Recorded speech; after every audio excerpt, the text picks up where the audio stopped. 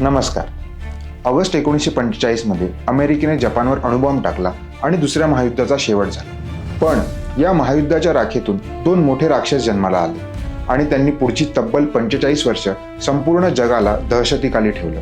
एकीकडे होती जगातील सर्वात मोठी अर्थव्यवस्था अमेरिका, तर दुसऱ्या बाजूला होती पृथ्वीचा सर्वात मोठा भाग व्यापणारी सोव्हिएत युनियन म्हणजे आजचाच रशिया. हे दोन्ही देश कधीही एकमेकांसमोर थेट लढले नाहीत, पण यांच्या छुप्या युद्धामुळे जग नेहमीच तिसऱ्या महायुद्धाच्या आणि विशेषतः अणुयुद्धाच्या उंबरठ्यावर उभं राहिले आणि याच सगळ्या एकूण प्रकाराला शीतयुद्ध म्हणून ओळखलं जातं. दुसरं महायुद्ध संपलं आणि जग दोन तुकड्यात विभागलं गेलं. रशियाने आपल्या सीमा सुरक्षित ठेवण्यासाठी पूर्व युरोपमध्ये साम्यवादी सरकार स्थापन केली आणि अमेरिकेने पश्चिम युरोपातील देशांना आर्थिक पाठबळ घेऊन आपल्या बाजूला वळवलं. ब्रिटनचे तत्कालीन पंतप्रधान विन्स्टन चर्चिल यांनी या परिस्थितीला आयर्न कर्टन असं नाव दिलं होतं.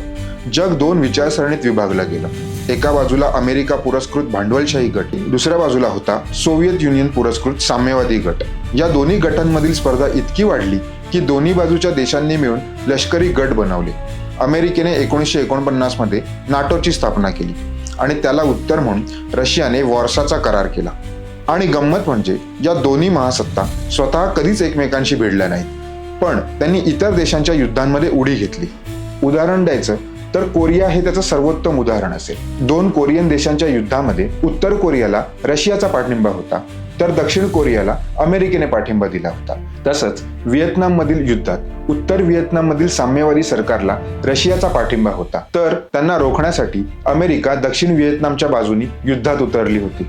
1962 साली शीतयुद्ध सर्वात धोकादायक वळणावर येऊन पोहोचलं होतं.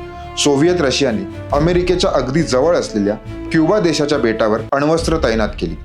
अमेरिकेची मोठी शहरं रशियाच्या निशाण्यावर होती. 13 दिवस संपूर्ण जग अणुयुद्धाच्या भीतीने थरथरत होतं. पण सुदैवाने वाटाघाटी यशस्वी झाल्या आणि रशियाने आपली क्षेपणास्त्र तिथून काढून घेतली.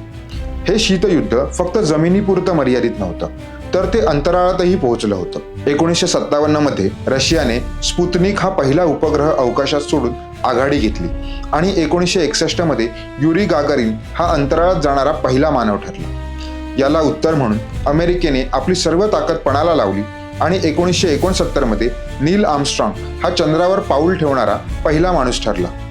याच दरम्यान 1979 मध्ये सोव्हिएत युनियनने अफगाणिस्तानात सैन्य पाठवलं. रशियाविरुद्ध लढणाऱ्या अफगाणिस्तानातील अतिरेक्यांना अमेरिकेने गुप्तपणे मदत केली.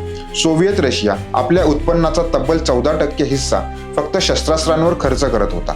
त्यामुळे सोव्हिएत रशियाची अर्थव्यवस्था खिळखिळ होऊ लागली आणि सामान्य जनता गरिबीत ढकलली गेली. 1980च्या दशकात सोव्हिएत युनियनची ताकद कमी होत गेली. 1989 मध्ये जर्मनीतील बर्लिनची ऐतिहासिक भिंत पाडली गेली.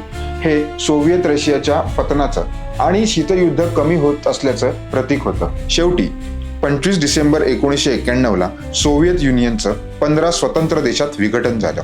रशिया ही महासत्ता कोसळली आणि 45 वर्षांचं शीतयुद्ध संपून अमेरिका ही जगातील एकमेव महासत्ता उरली.